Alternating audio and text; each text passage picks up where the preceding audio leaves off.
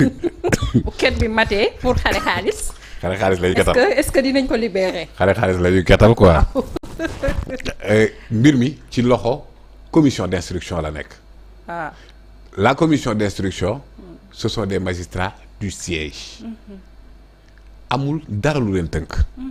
dépendruñ ci benn hiérarchie ils enquêtent à charge et à décharge. bu ñu jotee caution ñoom ñooy apprécier. bu ñu jotee caution xoolaale aussi la garantie de représentation. de ki ñuy wax parce que am na ñoo xamante ne mun nañ cautionner rek jël tangente bi de. mais ki dem Maroc noonu xanaa amul woon garantie par exemple ki amoon bracelet. non bracelet yow bracelet prison la. waroo génn ci cercle bii nii. oui noo def ba génn kay moom mooy wax ji. moo tax foofu noonu maa ngi interpellé waa PGF wala waa ñu ma mën a leeral ci loolu. ëlëm na sama bopp bi torop. alors donc kon garantie de représentation boobu noonu ak cautionnement bi parce que mën nga cautionner mën nañ la 10 millions lañ lay toppee. d'accord nga cautionner 10 millions. ñu may la liberté. waaw nga daw. enquête bi continuer ndekete yow lañ la doon toppee 1 milliard la. parce que lan mooy instruction information judiciaire donc on cherche l'information. donc 10 millions boobu ñu la wax au départ mën na dem ba ci biir mu robb ko. donc kon man pour man même la loi qui dit que ni boo cautionner l'intégralité de la somme dañ la war a bàyyi. pour man c'est à revoir. c'est à revoir oui. parce que mën nga dem ba ci biir nga gis ne kii liñ ko doon toppee ëpp na 10 millions. alors que moom bay 10 millions la fi bàyyi daw. mais xam na ne bu enquête bi continuer dinañ xam ne 10 milliards la. mais seey na. dëgg la garantie de représentation oui mais am na ñoo xamante ne ils n'en donnent pas. oui Amadou Sall. pour yow boo soxla woon Macky Sall da nga koy gis gaw ma ko. gaw ma ko.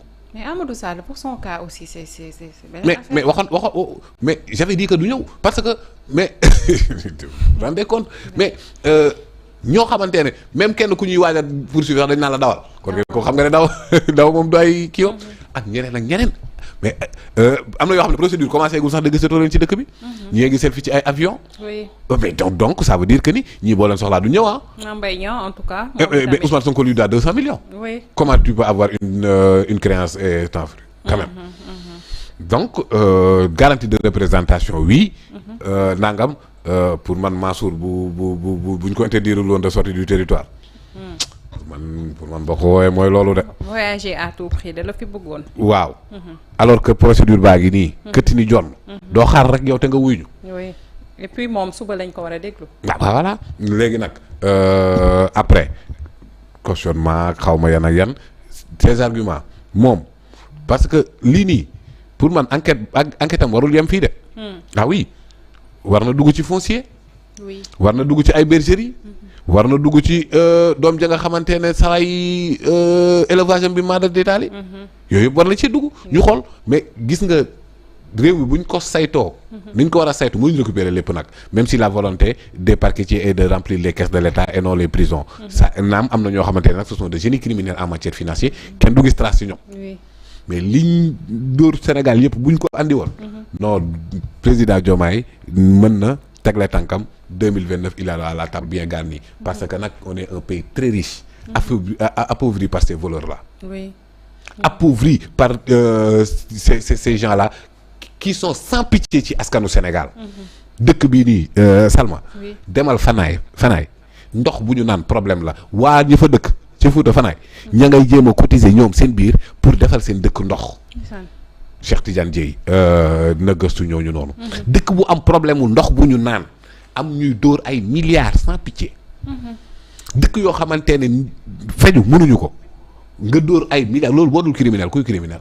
bu mag nga. léegi yow vol de bétail la ñuy def crime. vol de bétail. vol de bétail bi. mais vol de l'argent du contribuable nekk délit. dañ war a criminaliser les détournements de toute infraction liée aux deniers publics dañ ko war a criminaliser. man ku ko def pour man perpète nga war a jël. perpète bien sûr. quand même pourquoi pas waxuma mais Mansour Faye il risque quoi. parce que nag man par exemple pour le cas d'Ismaïla Madior Fall je m'y attendais pas prison laa ko doon xaar am na ñeneen ñoo xam ne libéré nañ ko xaaruma ko woon aussi moom mi nga xam ne mooy le nœud de l'histoire parce que nag bu ñuy wax boobu ba tey 4 ministres yëpp ci affaire fonds force Covid 19 la woon moom mooy le nœud de l'histoire parce que moom nañu dénkoon 1000 milliards yi. je pense que fooguma sax ne dina cautionner. je ne le pense pas day wax ak benn assurance.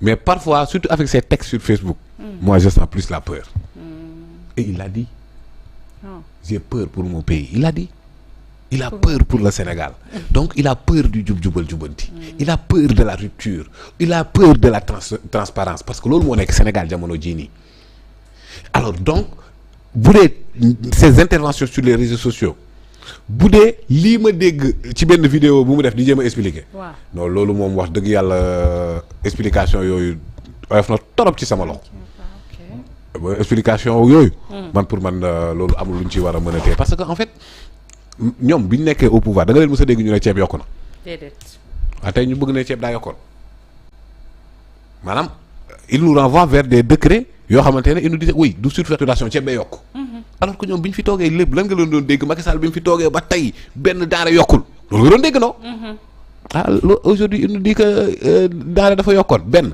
ñaareel ba Cour des comptes rapport am ba mais d'accord mu déceler point par point dindi agréger des arguments loolu laa doon xaar mais dire que ni enquêteur bi n'était pas impartial et d'ailleurs sax waa Pastef nommé nañ ko temps yi nii ah ben dis donc kon enquête bi bu dee amul dara lu la ci épinglé loo ci ut loo koy discrédité looy ut looy discrédité enquêteurs yi na dem wuy ji après la commission d'instruction fera le nécessaire oui ñoom ñëpp gis nañu leen ñu yëkkati ay kàddu ci haute cour de justice di wax que baaxul jaaru yoon niñ ko tëggee du noonu mooy li war surtout ki ci wax kenn ci ñoom di Ismaïla Madior Fall bosom xëy na mooy gën a laal ñenn ñi parce qu'il était ministre de la justice 2 fois tout à fait et la haute cour de justice est là depuis 1960 Sophie Gladima mooy deuxième bu ñu mettre mandat de dépôt après Mamadou Dia